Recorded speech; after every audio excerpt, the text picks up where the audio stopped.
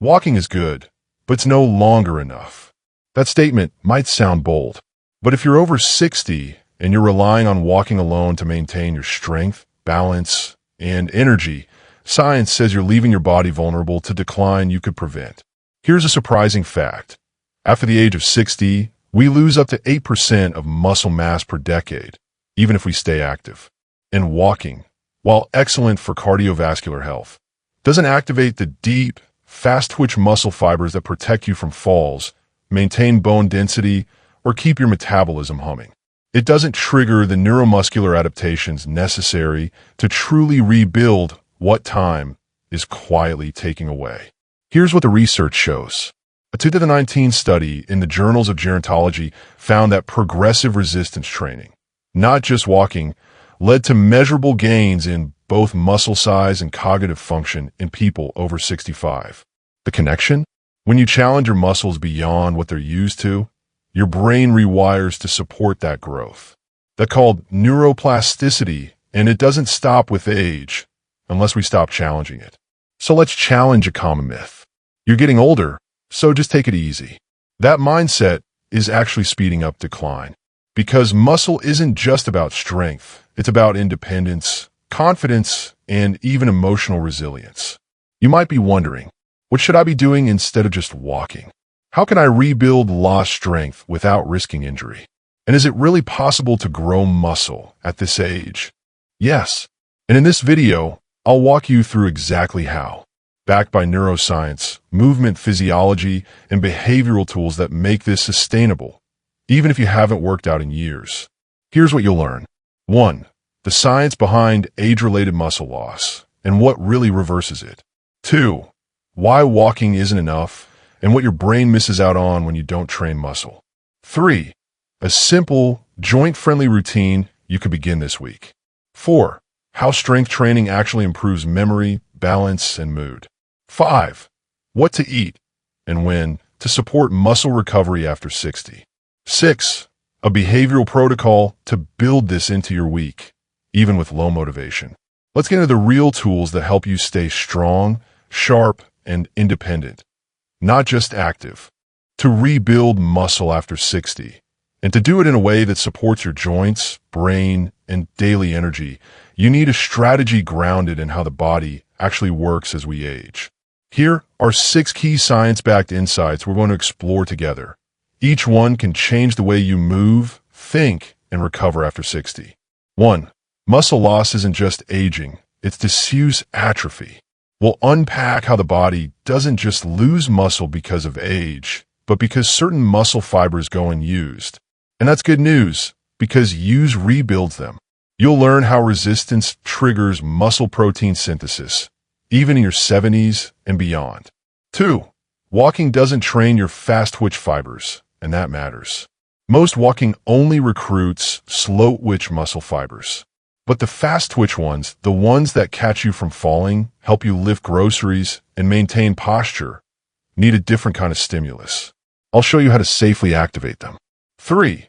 The brain-muscle loop. Strength training enhances cognition. We'll look at how lifting weights, even light ones, strengthens the motor cortex, enhances coordination, and even protects memory, with direct evidence from MRI and EEG studies.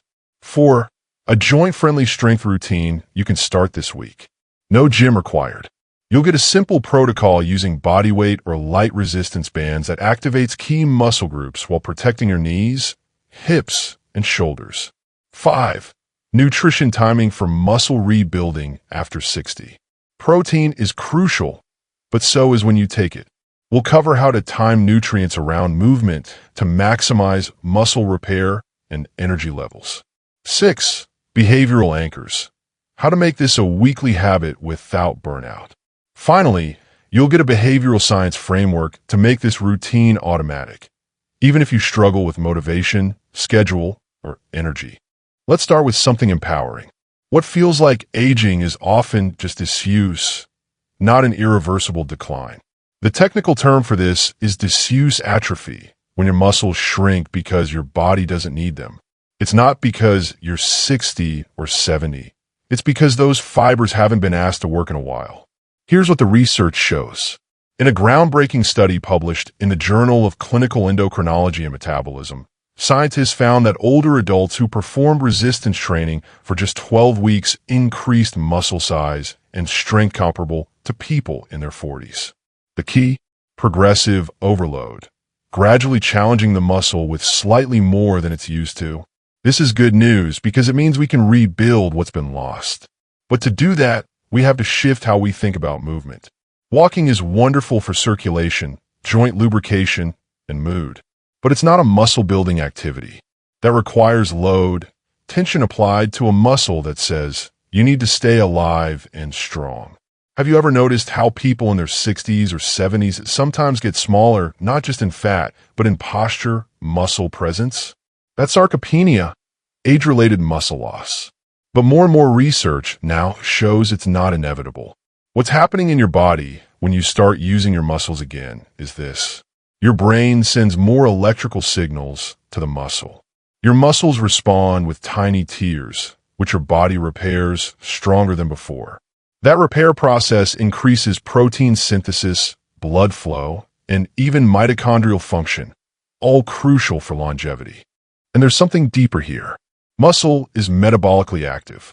That means it burns calories at rest, supports insulin sensitivity, and even regulates hormones. In fact, a 2016 study in Aging Research Reviews found that muscle mass is directly correlated with lower inflammation, better immune function, and reduced mortality. Here's a relatable analogy. Think of your muscles like savings accounts. If you don't deposit effort into them, they shrink. But when you start making regular deposits, even small ones, compound interest kicks in. You don't need to lift heavy weights or run sprints. But you do need to signal to your body, hey, I still use this. Don't let it go. A simple tool to apply is what's called minimum effective dose training. Just 2 to 3 sessions a week of 15 to 20 minutes of basic strength movements, squats to a chair, wall push-ups, resistance band rows, is enough to start reactivating dormant muscle fibers. And remember, when you challenge the body, the brain responds. Even light strength training increases brain-derived neurotrophic factor, BDNF, a molecule that supports learning, memory, and even mood. Have you ever had a day where you lifted something, pushed yourself just a bit, and felt mentally sharper afterward? That's not your imagination. That's your nervous system firing up and rewiring. So if you believe the narrative that muscle loss is just what happens, it's time to update that belief. Because the science is clear. Muscle loss is largely optional, and it starts reversing the moment you give your body a reason to change. Let's get something clear. Walking is not the enemy. It's one of the most accessible, low-impact, and beneficial activities we have.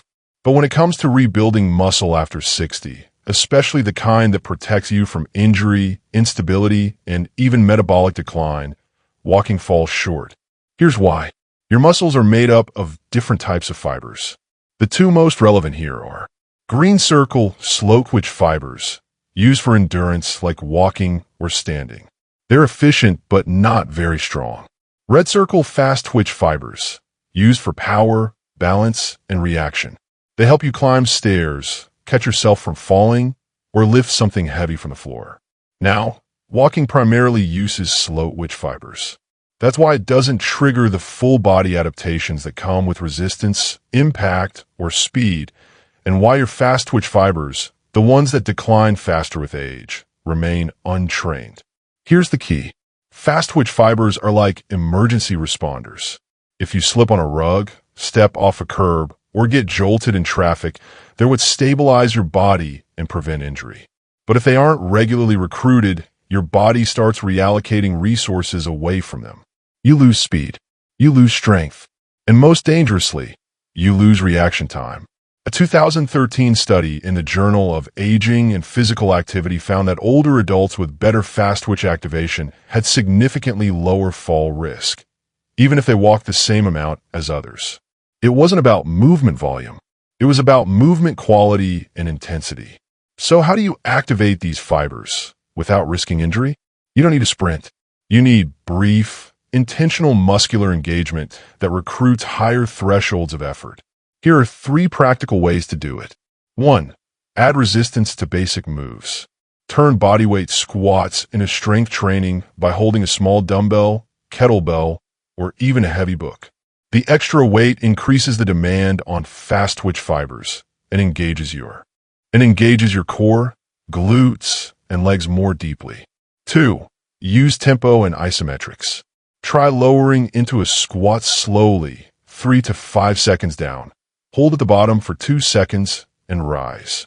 This time under tension recruits more motor units than casual movement, and it's joint-friendly. 3. Do short power bursts twice a week. Simple movements like standing leg lifts, step-ups, or wall push-offs done with moderate speed for 20 to 30 seconds can wake up dormant neural pathways. These movements don't just stimulate muscle. They signal your brain to stay connected to your limbs, improving balance, reaction time, and confidence in movement. Now, you might be thinking, isn't this going to wear me out? Actually, the opposite is true. Activating fast twitch fibers improves neuromuscular efficiency, meaning your body uses energy more wisely during the day. Plus, brief muscular effort boosts dopamine and acetylcholine, neurotransmitters that support motivation and focus. And here's something we don't say enough in fitness culture. You don't need to be extreme. You need to be consistent and intentional. So the next time you walk, ask yourself, where could I add 30 seconds of resistance or power? How can I train for real-world movement? Not just steps, but strength. Because after 60, training your fast-twitch fibers isn't about aesthetics, it's about autonomy. It's about the ability to move quickly, recover from stumbles, and feel strong in your everyday life.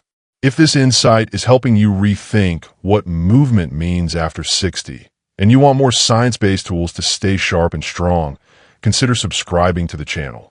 Every week, we break down neuroscience and physiology into simple, usable strategies for real life.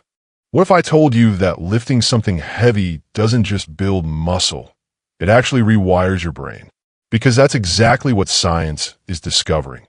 The relationship between movement and mental sharpness is far more direct than we ever imagined. Let's begin with a fact that may surprise you. Every time you perform a resistance movement, like a squat, a push, a pull, your motor cortex lights up. That's the region of your brain responsible for planning and controlling movement. But it doesn't stop there. Your prefrontal cortex, which governs decision-making and attention, and your hippocampus, essential for memory, are also activated during strength training. In fact, a 2020 study published in Neuroimage Clinical found that just 6 weeks of low-load resistance training led to measurable increases in executive function, including working memory and processing speed, in older adults. So what's happening in your brain when you train your body? Here's the breakdown. Strength training increases levels of BDNF, brain-derived neurotrophic factor, often called miracle grow for your brain cells. It boosts synaptic plasticity, allowing neurons to form stronger connections. It enhances dopamine and norepinephrine release, improving focus, motivation, and learning. Let's make this real. Have you ever noticed that on days you move with intention, lift something, challenge your balance, engage your core, you feel mentally sharper? That's not your imagination. That's your nervous system syncing up with your muscular system in what's called a neuromuscular loop. Here's a practical tool you can start today. Cognitive reps protocol, a movement plus mental pairing that activates both systems. 1. Choose a strength movement, bodyweight squat, wall push-up, or standing row. 2. During the movement, focus your attention entirely on the muscles working, not your phone, not the next task. 3. Immediately after your set, do a simple mental challenge. Spell a word backwards, recall a list, or solve a basic math problem. This simple protocol doesn't just train your body, it builds neural resilience. Research from the Journal of Aging and Physical Activity shows that when physical effort is combined with mental engagement, both brain and body see greater improvements in function. And it gets better. Muscle strength is strongly correlated with reduced risk of dementia. A 2018 longitudinal study from Age and Aging tracked thousands of older adults and found that those with higher grip strength and leg power had significantly lower rates of cognitive decline over a 10-year span, independent of age, education, or physical activity level. Why does this happen? Because your muscles are deeply integrated with your nervous system. When you contract a muscle, especially against resistance, you're sending signals up and down your spinal cord, demanding coordination, timing, and adaptation. This keeps your white matter healthy and your gray matter active. And that has real-world benefits. Better memory recall, faster focus shifts, improved balance and coordination, even elevated mood and emotional regulation. So if you've been thinking of strength training as just physical, let this reframe it. It's brain training. It's protective. It's energizing. And it can happen in as little as 2 20-minute sessions per week. You're not just lifting for strength. You're lifting for clarity. You're rewiring your brain to stay sharp, engaged, and resilient. By now, you know that muscle is more than strength. It's a signal to your brain, a protector of your bones, and a key player in aging well.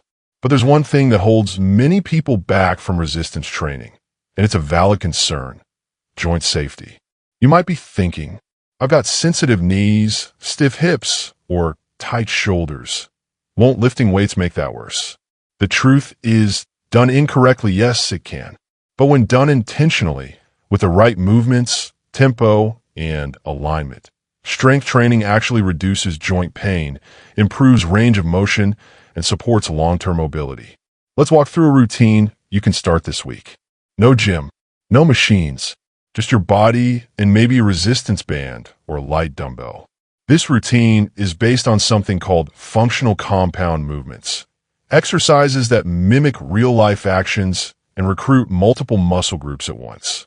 But first, a guiding principle: form before force. It's not about how much weight you move. It's about how well you move. That's what protects your joints and activates the right muscle fibers. Here's your joint-friendly 3x3 strength protocol. 3 movements, 3 times a week, about 15 minutes total. 1. Chair squats, 10 to 15 reps. Stand in front of a sturdy chair. Lower slowly until your hips touch the seat, then stand back up. Keep your knees behind your toes, chest up, and use your heels to rise. Muscles trained, quads, glutes, core. Joint benefit: strengthens knees and hips, improves stability. 2. Wall push UPS, 10 to 12 reps. Stand facing a wall, arms extended. Slowly bend your elbows and lean in, then press back. The farther your feet from the wall, the harder it gets. Muscles trained, chest, shoulders, arms. Joint benefit: reinforces shoulder range without loading the rotator cuff. 3. Standing band rows, 8 to 10 reps per side. Anchor a resistance band at waist level, e.g., a doorknob. Pull the band toward your torso, squeezing your shoulder blades together. Muscles trained, back, biceps, posture muscles. Joint benefit: promotes healthy shoulder alignment and spine support. Do this circuit 2 to 3 rounds, resting 1 minute between each. You can finish in 15 to 20 minutes, and it's enough to stimulate the neuromuscular adaptations your brain and body need to grow. Pro tip: add a 5-minute warm-up. March in place, shoulder circles, gentle twisting to increase synovial fluid in the joints and prime your nervous system. And here's the neuroscience behind this routine. Each movement recruits proprioceptors, sensors in your muscles and tendons that tell your brain where your body is in space. The more often you activate them, the better your balance, coordination, and movement confidence become. Think of this as your minimum effective dose. It doesn't drain you, it builds you. And most importantly, it creates a habit loop that your brain wants to repeat because it feels better every time you do it. Now you might be wondering, when should I do this? Research suggests late morning or early afternoon, between 10 a.m. and 2 p.m., is ideal for strength training after 60. Why? Because your joints are warm, your cortisol levels are stabilizing, and your reaction time tends to be sharpest. If this routine feels doable and you're finding value in these tools, don't forget to like the video. It helps this science reach more people who need it, and it tells me to keep creating content that serves your mind and body. You can do all the right movements, squat, push, pull, but if your body doesn't have the materials to rebuild muscle, nothing sticks. And that's where most people over 60 unknowingly fall short. They move more, but eat in a way that actually works against recovery. Because after 60, your body needs more building blocks, not less. And I'm not talking about supplements or gimmicks. I'm talking about protein, micronutrients, and timing. Let's start with this. Aging muscles become less responsive to protein. It's a process called anabolic resistance. Your muscle cells don't absorb amino acids as easily as they did in your 30s or 40s. What does that mean in real terms? You need more protein per meal, and you need to time it wisely, especially around resistance training. Here's what the research shows.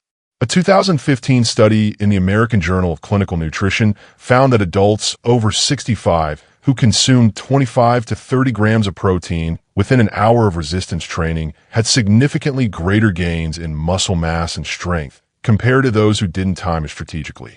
And not just any protein. It must contain enough leucine, a key amino acid that directly signals muscle repair. Animal proteins like eggs, chicken, Greek yogurt, and fish are rich in leucine. But plant-based options like lentils, quinoa, and soy can also work if combined correctly. Here's a simple, science-based protocol to follow. Pre-workout, 1 to 2 hours before training. Light meal or snack with protein plus healthy fat, e.g., boiled eggs and half an avocado, or Greek yogurt with chia seeds. This stabilizes blood sugar and fuels your workout without weighing you down. Post-workout, within 60 minutes. 25 to 30 grams of high-quality protein plus complex carbs. Examples: grilled chicken and sweet potato, or a protein shake with banana and flax. This window is when your muscles are most receptive to nutrients. What's called the anabolic window. Broccoli evening meal, optional. A second 25-gram protein serving can enhance overnight recovery, helping maintain muscle protein synthesis even during sleep. Bonus: this improves sleep quality due to increased serotonin production from amino acid metabolism. Now let's talk hydration. Muscle is over 75% water. And as we age, our thirst response declines, meaning you may be dehydrated and not even know it. Mild dehydration decreases muscle performance and increases fatigue. A simple rule: drink a glass of water before and after your workout, and aim for about 6 to 8 cups throughout the day. More if you're sweating. You might also consider adding electrolytes, especially sodium, potassium, and magnesium, which support muscle contraction and prevent cramps. A pinch of sea salt and a squeeze of lemon in your water can do the trick. And here's something powerful. Protein and hydration also affect your brain. Inadequate amino acids equals reduced dopamine and serotonin is equal less motivation, more fatigue, and even brain fog. Hydration affects cognitive processing speed and mood. So when you nourish your muscles, you're nourishing your focus, your emotional stability, and your drive to keep showing up. A few quick nutrition myths to bust. You don't need massive meals, just consistent, complete protein. You don't need to cut carbs. Carbs post-training help recovery. You don't need to be perfect. You just need to be intentional. And if all this feels like a lot, here's the takeaway. Every movement session is a growth opportunity. But the right nutrients at the right time turn that effort into results you can feel. More energy, better balance, sharper thinking. At this point, you know the why. You even know the how. But let's be honest. Even the best science-backed plan won't work if it's not practiced consistently. This is where most people get stuck. They try something new. They feel a little sore. Life gets busy. And 2 weeks later, the routine quietly disappears. Here's the truth. It's not a motivation problem. It's a design problem. The brain doesn't thrive on willpower. It thrives on structure, feedback, and identity. Let me show you how to turn strength training into a sustainable weekly rhythm, using simple tools for behavioral science. Step 1. Attach the new habit to an existing anchor. Your brain loves routines it can predict. So rather than forcing training into your day, Attach it to something you're already doing. This is called habit stacking, popularized by James Clear and backed by research from Stanford's Behavioral Design Lab. Example, 10 o'clock, after I finish my morning coffee, I'll do one round of my strength routine. 12:30, right before lunch, I'll do wall push-ups while the kettle boils. 6 o'clock, after my evening walk, I'll do 10 minutes of band work. When new habits follow existing ones, your brain sees them as one unit and resists them less. Step 2. Keep the initial commitment small. One of the most effective neuroscience-backed strategies is the minimum viable commitment. Instead of aiming for a full 20-minute workout, aim for one round of your 3x3 routine. Why? Because completing something keeps your dopaminergic system online, and that's what sustains motivation. As Dr. Andrew Huberman explains, dopamine isn't about pleasure, it's about pursuit. And consistent pursuit requires achievable targets. Brain tiny wins compound into a self-reinforcing feedback loop. Each time you complete a small task, your brain says, "I can do this," and lays down stronger neural pathways for the habit. Step 3. Use a weekly visual tracker. There's strong evidence that visual cues help habits stick.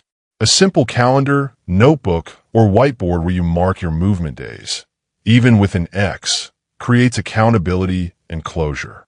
This is called behavioral reinforcement, and it works best when paired with reflection.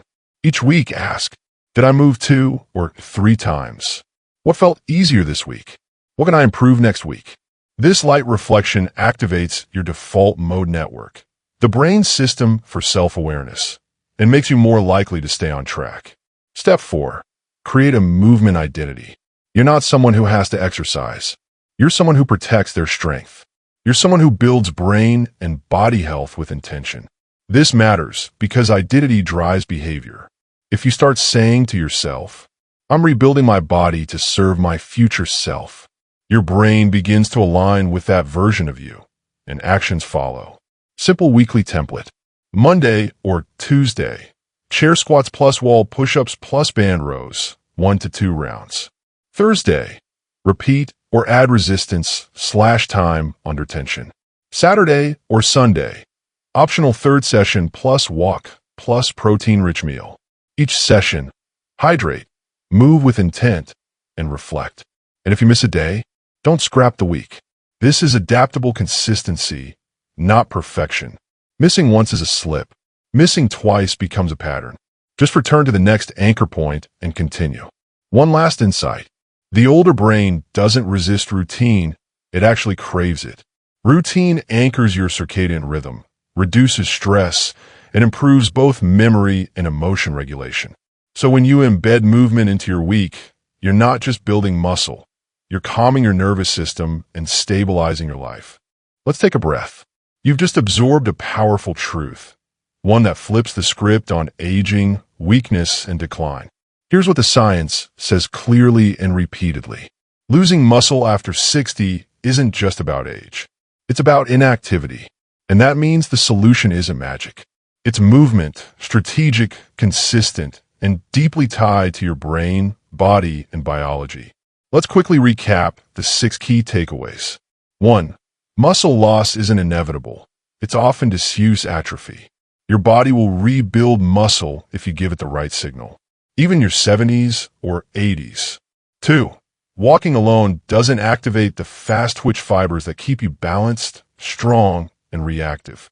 You need to apply resistance and effort, even in small, joint-safe doses. 3. Strength training doesn't just change your body, it sharpens your mind. It boosts memory, protects against cognitive decline, and enhances mood through increased BDNF and neuroplasticity. 4. You don't need a gym, just intention and a few safe, functional movements. Chair squats, wall push-ups, band rows. Done with focus, they wake up your whole system. 5. Nutrition and timing matter. Your muscles need 25 to 30 grams of protein post-workout. Add hydration and key nutrients, and you fuel your future. 6. Habits stick when they're anchored. Use behavioral cues, small wins, visual tracking, and identity-based thinking to make this part of who you are. not just something you do. And here's the deeper message. This isn't about vanity. It's not about six-pack abs or heavy deadlifts. It's about protecting your independence, building brain resilience, and staying connected to your vitality. Imagine this. You wake up with energy. You lift things without fear. You think clearly. You move with purpose. You feel like you, but stronger. That is what strength after 60 makes possible. Not just physical strength, but emotional, neurological, and psychological resilience. Because every time you choose to show up for your body, you're reinforcing a powerful belief. I still have power to change. And that belief is fuel. So here's your challenge for today. Pick one movement from the 3x3 routine. Chair squats, wall push-ups, or band rows, and do just one round. Right now, or right after this video. No perfect form required. No long session needed. Just a small signal to your body. We're not done building yet. And if you feel better after, that's your feedback loop. That's your motivation.